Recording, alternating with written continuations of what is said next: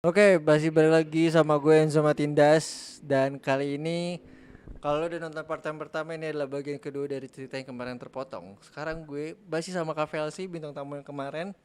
Hampir seminggu ya Bu ya. Bener Kita nggak sekali. kita nggak ketemu ya. Masih pakai baju yang sama, saya tidak. Iya. Sangat si janjian tuh. Padahal Oke. saya disuruh. Ya. Ya, Oke. gue yang bilang padahal. Nah, lanjut. Jadi terakhir itu kita ngebahas ini nih, soal hutang. Nah, setelah kejadian hutang itu Kak, Ya, lalu bagaimana cara Kak Velsi dan adiknya Kak Velsi itu menyelesaikan itu?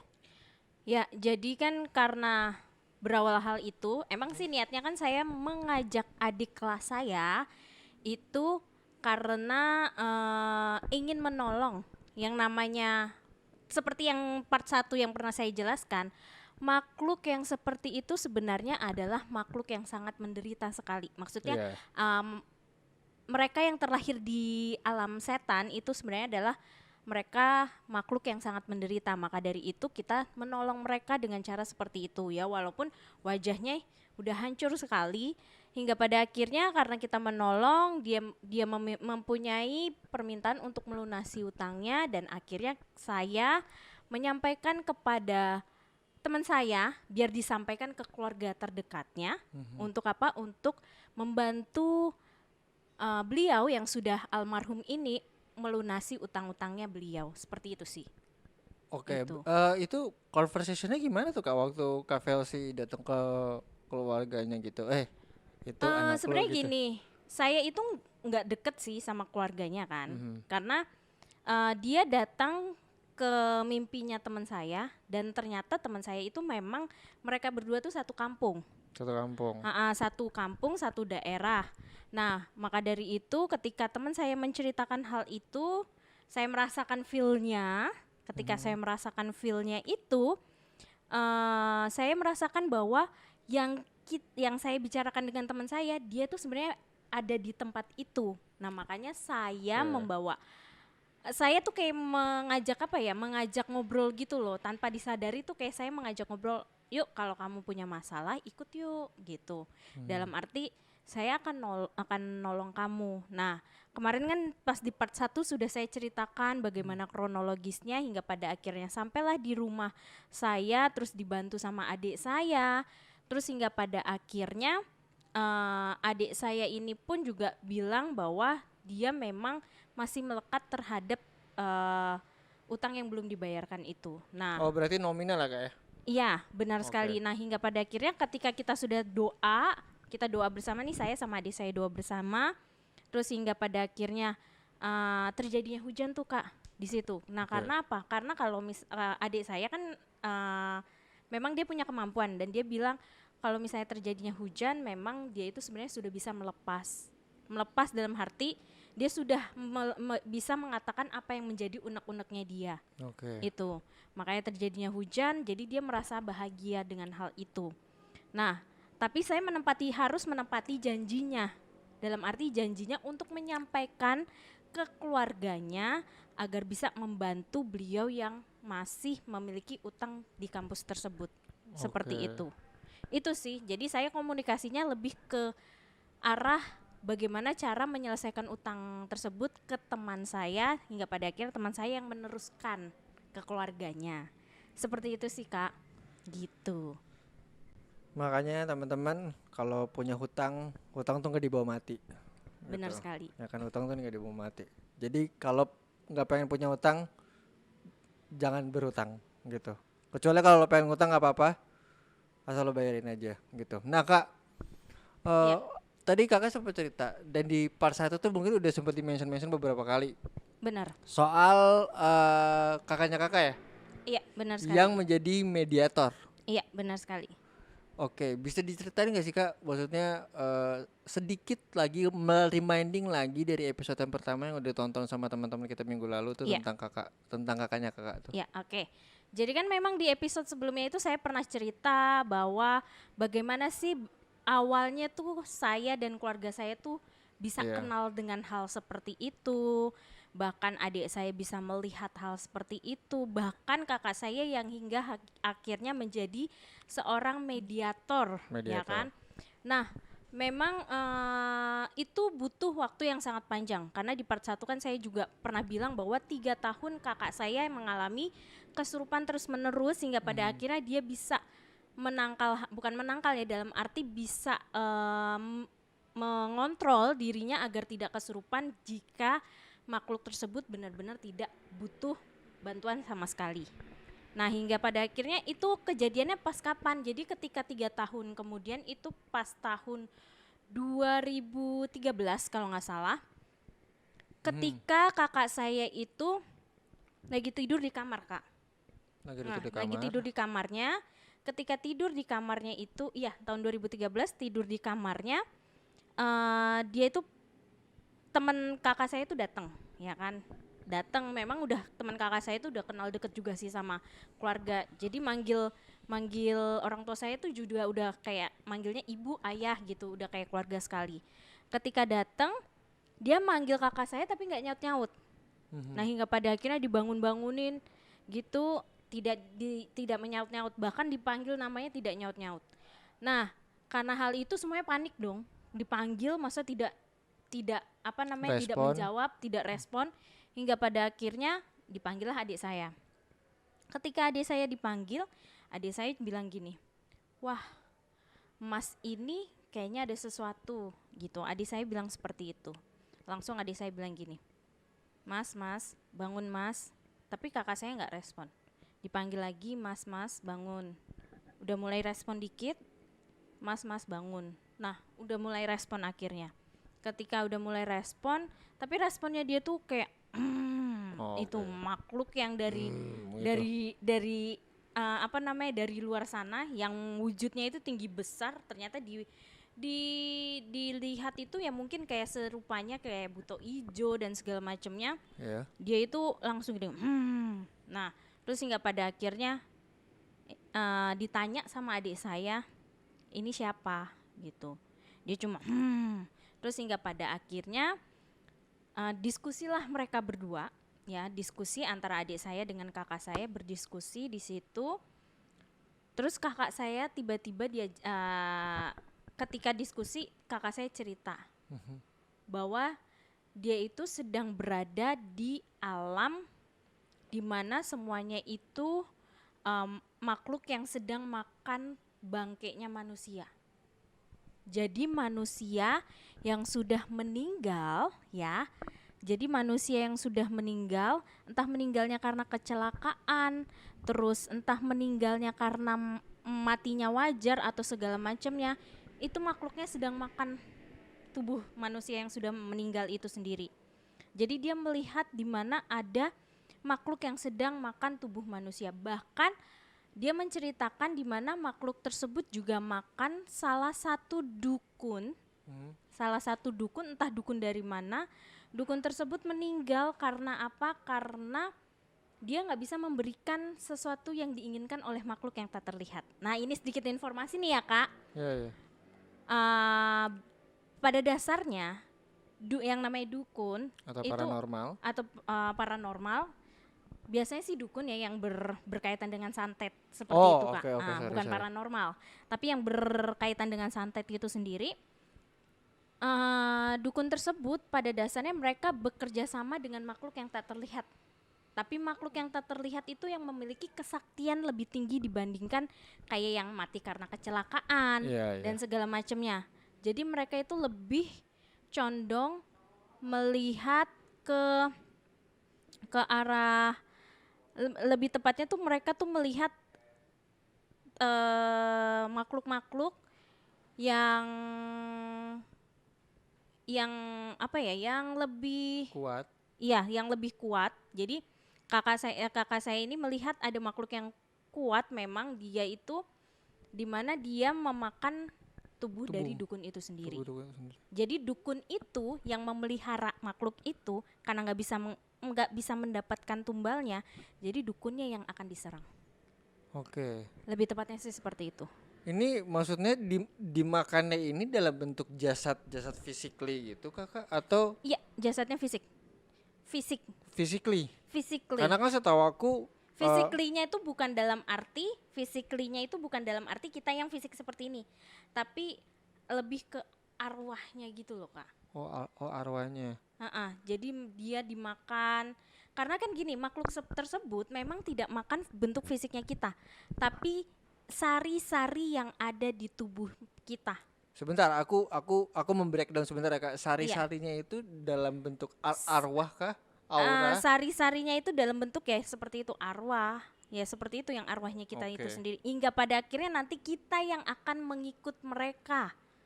Mengikut mereka. Iya, yang hingga pada akhirnya nanti kita yang akan ikut mereka. Dalam arti memang sih kita kalau di kehidupan sekarang, dukun itu bisa nih nyuruh mereka, kamu serang ke orang ini karena permintaan klien misalnya Iya. seperti itu. Permintaan Oke, klien. permintaan klien ya. Terus Banget loh klien. akhirnya apa? Akhirnya diserang dengan satu syarat, yaitu dia minta tumbal.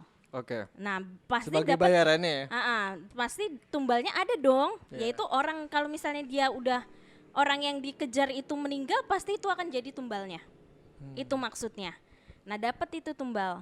Kalau misalnya yang diserang ternyata nggak bisa dihabisin dalam arti sampai meninggal, dia akan balik lagi ke dukunnya. Bahkan Oke. dukunnya yang akan diserang nantinya. Oke. Atau kalau nggak dukunnya mungkin nanti akan serang ke kliennya. Kliennya iya. Lebih Dibalikin tepatnya lagi. ke klien. Iya, jadi kliennya minta nih sama dukun. Tapi dukunnya udah menyerahkan ke makhluk tersebut. Ternyata makhluk tersebut hingga pada akhirnya datang ke orang yang ke korbannya. Ternyata korbannya itu nggak bisa dibuat meninggal. Oke. Nah, karena korbannya tidak bisa dibuat meninggal, mungkin dia akan balik lagi ke dukunnya. Nah, dukunnya itu mungkin ngasih tumbalnya adalah balik lagi ke kliennya itu. Oke, Kak, aku penasaran nih Kak. Kan kalau dalam ajaran Buddha nih. Iya.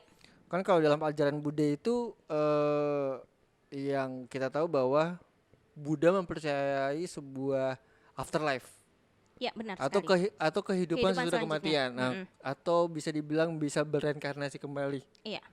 Nah, dengan kata lain berarti kalau misalkan si arwah-arwah ini makan sari-sari kita gitu, misalkan aku Buddha nih, terus ternyata aku sedang dimakan sama makhluk itu, aku gak bisa Sebenarnya gini loh bereinkarnasi. Kak, bukan arwahnya ya, tapi lebih tubuh kita ini kan ada unsurnya ya. Heeh. Ada unsur kayak airnya, Oh, ada oke, unsur oke, kayak oke. ada unsur air kita kan dalam bentuk Darah, urin dan segala macamnya. Terus cairan-cairan. nah pokoknya sari-sari yang ada di tubuhnya kita ini. Oke. Nah, jadi sari yang ada di tubuhnya kita ini yang dimakan oleh mereka. Seperti itu. Nah, hingga pada akhirnya arwah kita merasa kesakitan. Yaitu Oh, jiwanya kita tuh yang merasa kesakitan, batinnya kita yang merasa kesakitan. Intinya sih seperti itu. apakah itu akan berdampak di kehidupan berikutnya atau? Berdampak di kehidupan berikutnya. Ketika kita sudah dimakan tubuh-tubuh kita ini, otomatis makhluk yang tak terlihat itu seperti ya makhluk yang memiliki kesaktian tertinggi ini pasti akan mengajak orang yang dimakan ini untuk menjadi pengikutnya. Pengikutnya Pengikutnya. sampai dia bereinkarnasi atau sampai selama-lamanya? Otomatis itu dia bereinkarnasi menjadi pengikutnya, yaitu alam peta itu sendiri. Oke. Alam setan maksudnya, alam setan itu sendiri. Tapi enggak kan, maksud aku apakah dia bisa kembali ke dunia ini? Bisa kembali ke dunia kalau satu hal yang perlu kita ketahui bahwa kalau dia itu masih bisa bukan melakukan ya, dalam arti kayak keluarga kita nih mendoakan mereka, ya kan? Seperti yang saya katakan sebelumnya bahwa mereka itu kan makhluk-makhluk peta itu, makhluk-makhluk setan itu kan butuh yang namanya didoakan. Nah, kalau Iya. misalnya kita keluarganya yang masih di duniawi ini mendoakan makhluk tersebut, itu pasti dia sedikit demi sedikit bisa berubah menjadi lebih baik. Menarik ya. Nah, ini saya lanjutkan ya Kak. Boleh Kak. Jadi ini berkaitan ketika mulai nih kakak saya nih udah mulai yang dengan melihat hal itu, ternyata makhluk yang sakti itu adalah raja setannya di situ. Raja setannya sih. Raja setan dari para setan. Oke, berarti kalau di Kristen tuh berarti Lucifernya berarti ya. Asmodeus jadinya gitu. Itu Hmm. raja setan dari para setan itu sendiri. Karena dia memiliki kesaktian tertinggi itu sendiri. Oh, Nah, oh. karena hal itu hingga pada akhirnya kakak saya dia sudah mulai bisa mengontrol karena kan kakak saya sama adik saya bekerja sama temannya kakak saya, di mana kan temannya kakak saya ini juga seorang seorang yang bisa melihat dan memang dia bisa menolong juga. Nah hingga pada akhirnya disitulah diajarkan untuk coba yuk kontrol diri kamu dengan tarik nafas, keluarkan. Jadi itu salah satu objek meditasi yang ada di dalam agama saya. Jadi diterapkan di situ hingga pada akhirnya dia bisa mengontrol diri dia dan dia bisa balik lagi ke tubuhnya dia. Dia bisa balik lagi ke tubuhnya dia hingga pada akhirnya dia di situ baru cerita bahwa dia melihat secara fisik dia itu sedang di dalam penjara. Dia di penjara gitu, dimana dia tuh melihat makhluk-makhluk itu sedang makan makan Yang tadi tubuhnya dibahas ya. manusia. Nah, dia sudah dia makan tubuh manusia itu karena apa? Karena dia juga karena perbuatannya dia juga dia dulunya dukun sehingga pada akhirnya dialah yang mendapatkan akibatnya. Jadi dukun makhluk tersebut tidak mendapatkan tumbalnya, jadi balik lagi ke dukunnya, nyerang ke dukunnya hingga pada akhirnya dukunnya lah yang meninggal dan dia yang dimakan. Nah di situ dia lihat hal itu, terus dia kenapa hal itu terjadi? Ini kayak dunia fantasi loh. Kalau misalnya dengar Iya, ceritanya iya. tuh kayak dunia fantasi banget. Tapi seru Jadi dunia fantasinya nih. jadi bener kalau misalnya diceritain tuh udah kayak dunia fantasi. Jadi ketika ketika kakak saya melihat melihat hal itu, dia pun kenapa ditahan di situ? Oke. Karena pada dasarnya kakak saya itu punya penjaga. Penjaganya itu berasal di alam surga. Oke. Dia itu berasal di alam surga. Kalau misalnya di umat biasa sih namanya alam surga. Nah, maka dari itu dia berasal dari situ, turunlah dia dari situ karena dia yang ngejagain kakak saya hingga pada akhirnya itu salah satu faktor kenapa kakak saya itu kayak disandra di penjara itu karena disandra sama makhluk Oh. tersebut. Nah, karena disandra karena dia ingin yang namanya bertemu dengan makhluk yang ada di alam surga. Jadi raja setan ini ingin menerobos masuk ke alam surga karena dia ingin Menguasai. menguasai bahkan berperang dengan makhluk-makhluk yang ada di alam surga. Kalau di dalam agama saya, makhluk-makhluk yang ada di alam surga itu adalah dewa dan dewi. Jadi mereka ingin ingin apa ya? Ingin berperang dengan makhluk yang ada di situ. Tapi karena yang namanya makhluk yang ada di alam tersebut pasti tidak begitu nafsu ya, tidak tertarik untuk berperang hingga pada akhirnya dengan cara itu tidak bisa. Akhirnya kakak saya diajak untuk yang tadi saya katakan meditasi dan dia kembali lagi pikirannya, maksudnya pikirannya sudah kembali dan tubuh dia udah kembali ke tubuhnya dia sendiri, yaitu jiwanya dia udah kembali lagi ke tubuhnya. Ketika dia sudah kembali ke tubuhnya ini, makanya kakak saya bisa bercerita apa yang dia rasakan dan dia berbagi di situ dan dia belajar untuk mengontrol dirinya dan itulah awal mula dia menjadi mediator. Kira-kira itu prosesnya berapa lama Kak dari tahun 2013 itu Kak? Dari tahun 2013 itu kan kemarin di part 1 sudah saya jelaskan dia itu mulai kesurupan itu dari tahun 2011. Oh iya sorry 2011.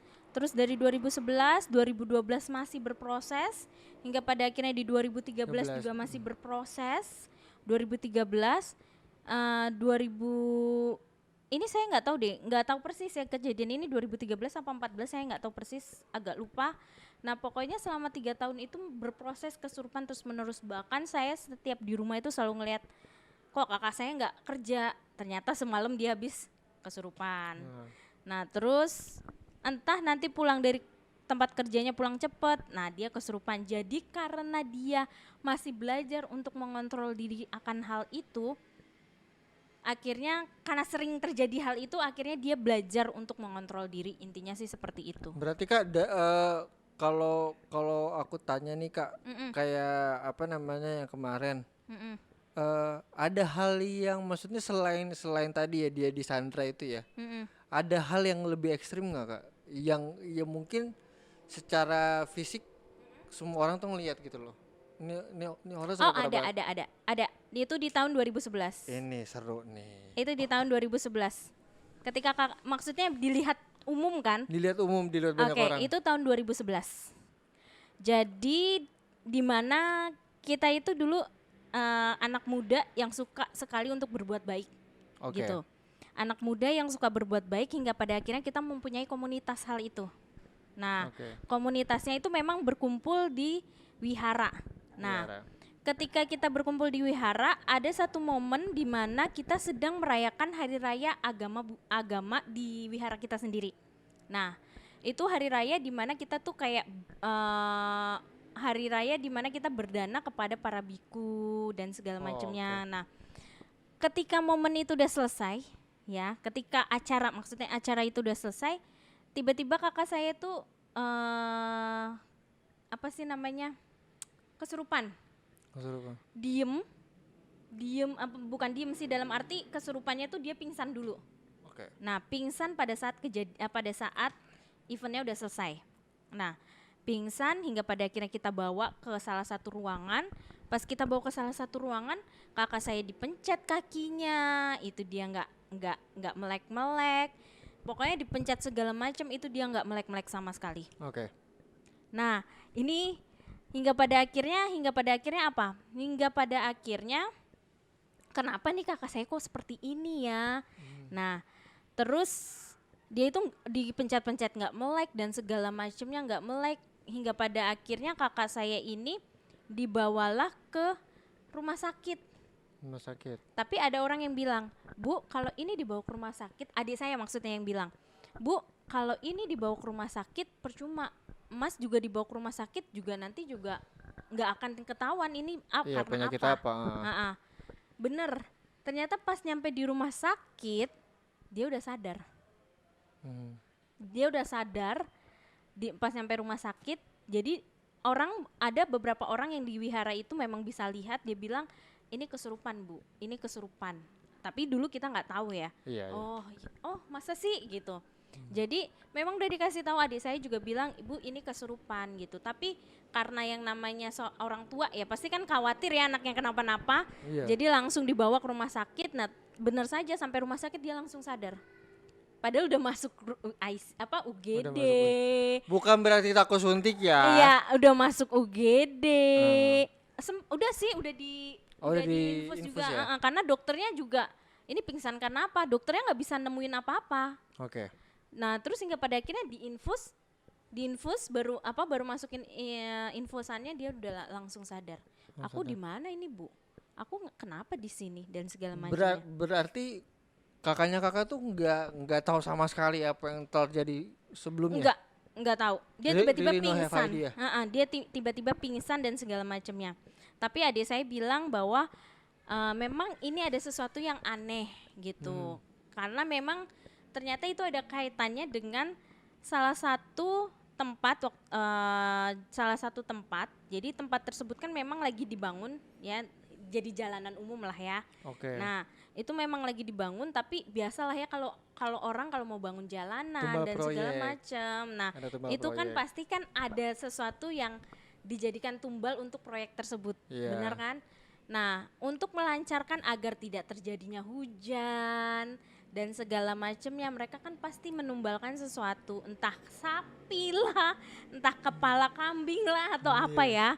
Nah, dari situ sih, bermula dari situ hingga pada akhirnya masuk ke kakak saya, ke bawah sama kakak saya, pingsanlah dia ketika event acara, maksudnya ketika acara di wihara, seperti itu.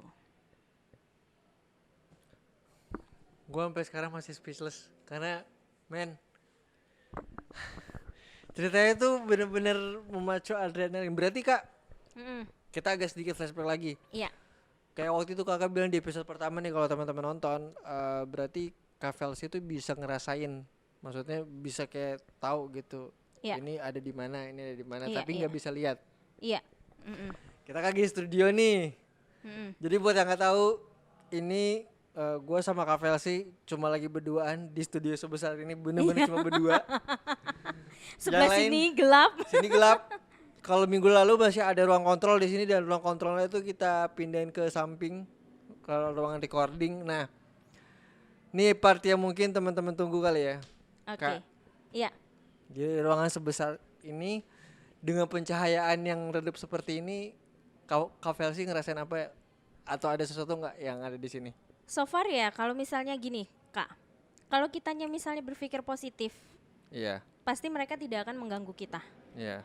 Kita permisi, itu pasti mereka tidak akan mengganggu kita. Iya. Memang sejauh ini saya rasakan ketika saya datang sih, saya so far sih nggak bukan dalam arti nggak merasakan ya, dalam arti so far ketika saya datang yang seperti kemarin saya ceritakan ke kakak ya, bukan dimasuk ke partnya, bahwa ada satu ruangan yang saya penasaran. Ketika dibuka, oh ya udah so far udah baik, udah nggak masalah karena ada pencahayaannya juga. Nah, ketika saya masuk ke sini pun ya memang saya ngerasa wah nih kayak ada yang bagian nih kakak ngomong aja saya udah ngerasain. Ini nih. Itu so far mereka itu pasti kalau misalnya dibicarakan pasti ada di tempat tersebut. Memang gitu. sengaja kita mengundang mereka juga untuk bisa pastinya. bersama-sama duduk dengan kita. Tapi saya ngerasain karena kan sejauh ini saya selalu positive thinking, walaupun mereka ada, anggap saja kita tuh kayak memberikan sesuatu hal bahwa memang mereka tuh sebenarnya merasa ingin bukan ditunjukkan, lebih tepatnya ingin dihargai sama hal kayak kita. Iya. Kita pun sebagai manusia kan juga ingin dihargai oleh orang lain. Seperti mereka juga, mereka yang ada di sini juga ingin dihargai. Karena saya datang menghargai mereka, jadi mereka pun tidak akan usil sama saya.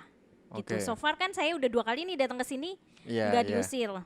Nah, sejauh ini sih seperti itu. Nah, makanya apakah di sini ada, tapi lebih spesifiknya bentuknya seperti apa saya juga kurang tahu. Kan seperti yang tadi saya katakan, saya bisa merasakan tapi saya tidak bisa melihat hal seperti itu. Oke, mungkin Kak Velsi nggak bisa lihat nih Kak. Cuma kalau menurut firasatnya Kak Velsi, lewat batinnya Kak Velsi, Iya. si makhluk ini ada di mana? Di sini ada tapi di ruangan sebelah gitu. Ruangan sana? Iya.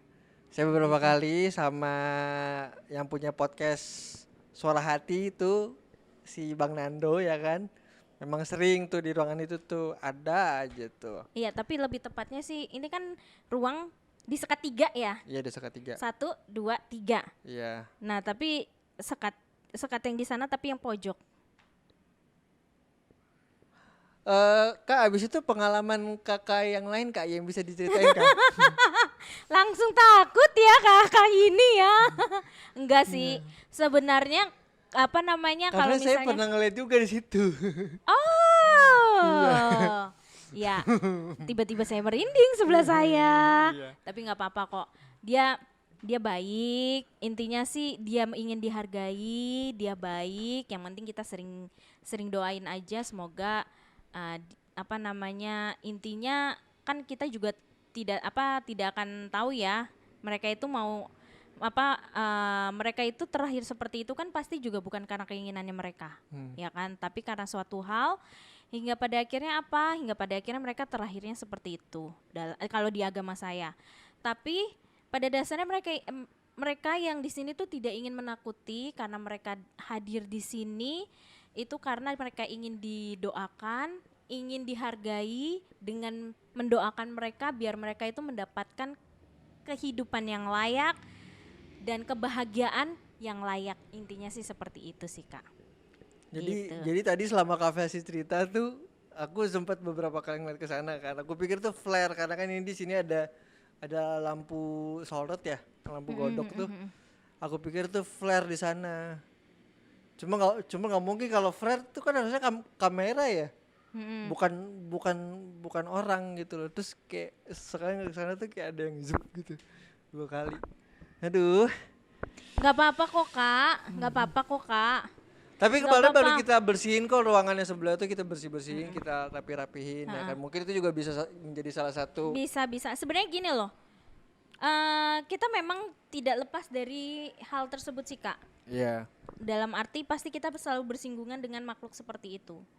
Tapi bagaimana caranya kita bisa berpikir positif bahwa hey, saya di sini nggak akan ganggu kamu, tapi saya di sini mengerjakan sesuatu project yang pastinya tidak mengganggu kehidupan kamu. Hantunya? Iya, pastinya. Project macam apa sih Enggak, bukan hantu ini? hantunya, dalam arti kakaknya Oh, berbicara kita. seperti itu. Oke. Pastinya mereka akan mengerti.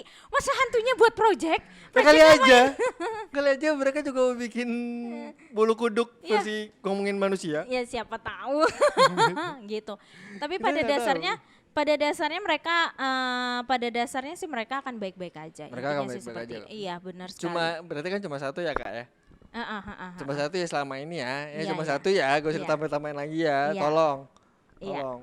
Ya Benar Kak. sekali. Heeh. Ah, aku tuh penasaran Kak. Jadi waktu pas kita briefing waktu di episode pertama tuh aku Iya. sempat ngobrol-ngobrol sama Kak Velsi. Mm-mm. Katanya ada cerita tentang sungai Kak.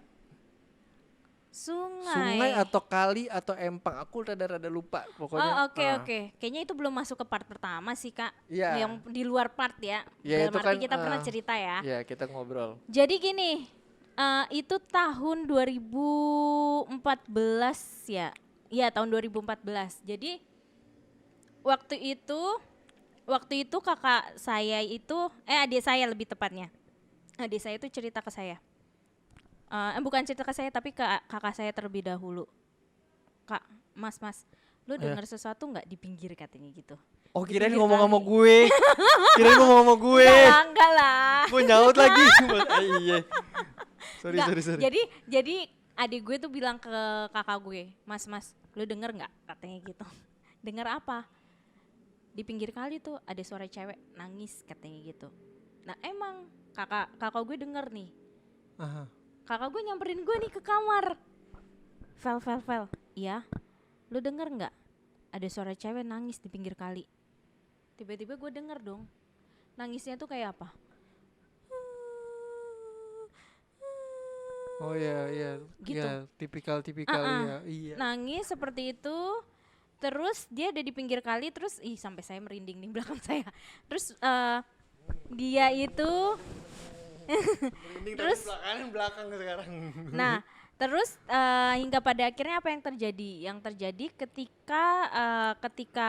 ketika hal itu terdengar, adik saya cerita, kasihan dia. Kenapa kasihan? Iya, dia itu tinggal di situ karena apa? Karena dia itu ternyata bunuh diri.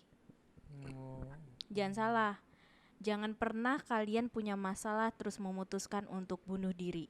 Karena ketika kamu bunuh diri, yang terjadi bukan masalah selesai tapi masalah baru, yaitu kamu bisa menjadi setan. Itu kan.